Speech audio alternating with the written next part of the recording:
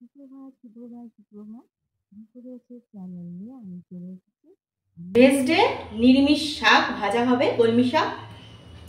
এই যে শুকনো লঙ্কা দিলাম, জিরে ফোড়ন দিয়ে দিলাম, আর দিয়ে দেবো একটু হিং। একটু হিং, দেখো 1 চিমটি হিং দিয়ে দিলাম। ব্যাস সুন্দর একটা গন্ধ বেরিয়ে গেছে। এবারে এর মধ্যে আমি দিয়ে দিলাম কলমি শাকটা। তো এটা 1 আঁটি কলমি শাক, তার মধ্যে এখানে একটু হাঁসুরাও ভাগ বসিয়েছে, ওদেরও তো ভাগ আছে না, ওদেরকেও তো দিতে হবে।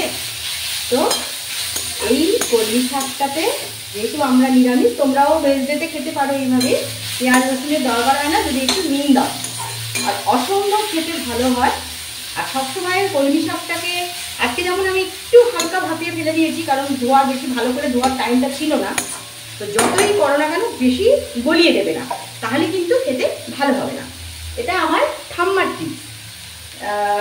এবারে কলমি শাক ভাজা দিয়ে আমাদের মৃগদায় একটা পান্তা খাওয়ার চল ছিল।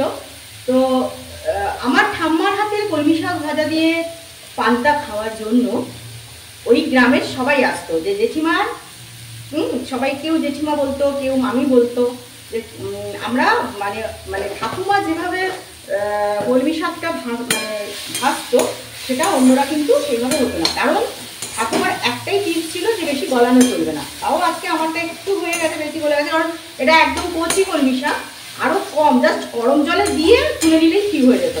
তো একটু হয়ে গেছে, নাহলে এইটা একবারে ঝরঝরা থাকবে। যত ঝরঝরা তত কলমি শাকের টেস্ট।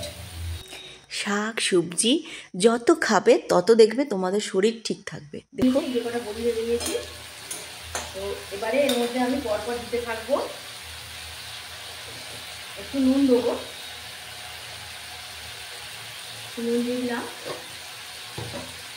আর দিয়ে দিলাম হলুদ, সঙ্গে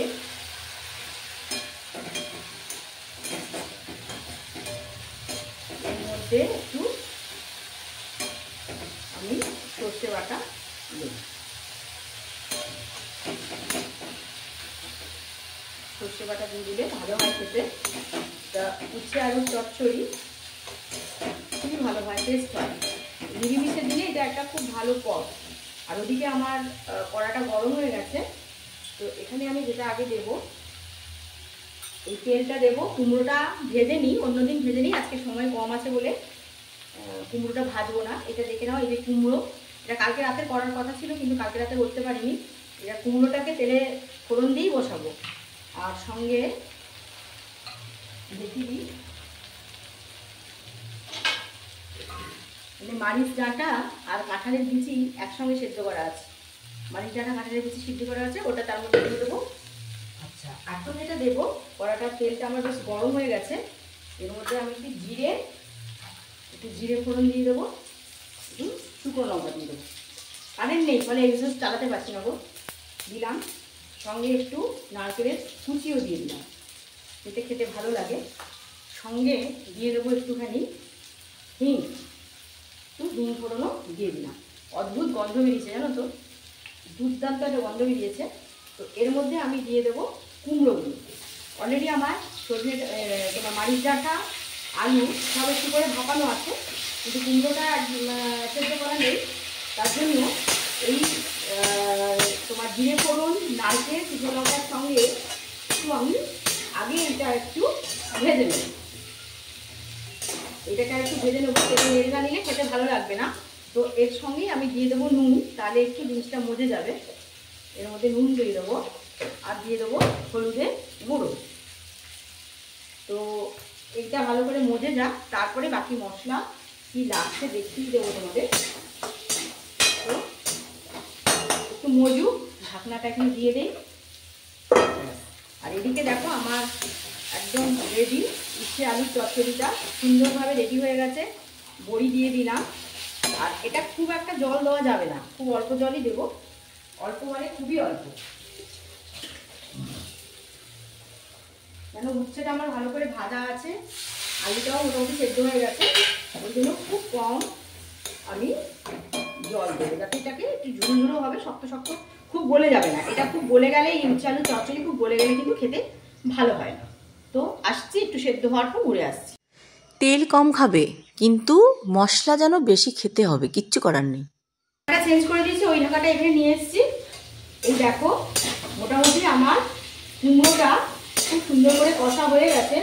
এর মধ্যে আমি এই যে মারিচ ডাঁটাটা, এক্সট্রা যে মারিচ ডাঁটার পাতা নরম ডাঁটাগুলো, সেগুলো কিন্তু আমি ভাপাইনি।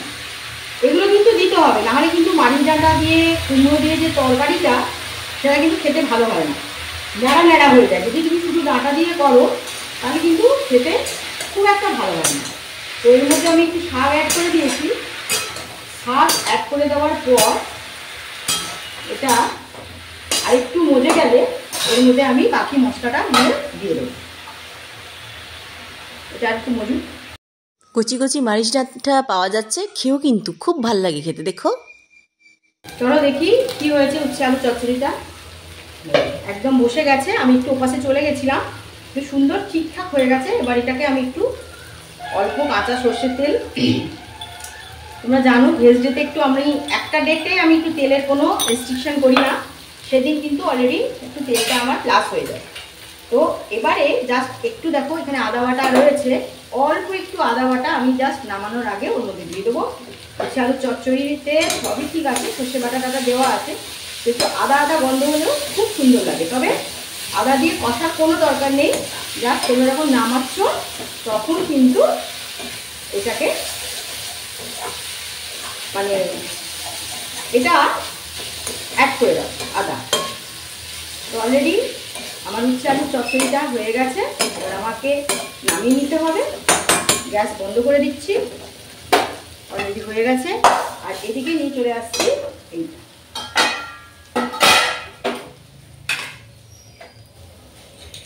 জ্বালিয়ে দিলাম। অলরেডি এখানে মারিচ ডাঁটা কুমড়ো টুমড়ো সব আমার একটা কষা কষা হয়ে গেছে। এবারে এর মধ্যে আমি দিয়ে দেবো বাটনাগুলো।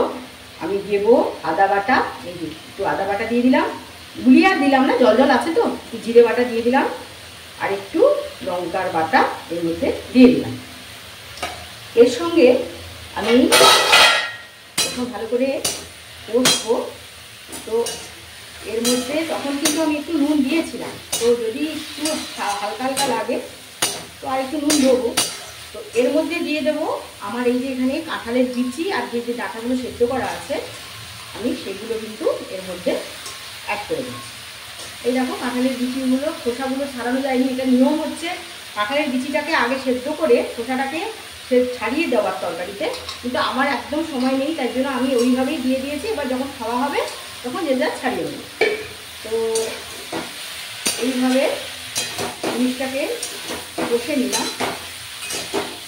তো এবারে যেটা দেবো আমি, দেখো এর মধ্যে আরেকটু হলুদ লাগবে, যেহেতু মারিচ ডাঁটার তরকারি তো আরেকটু হলুদ লাগবে, বুঝেছো?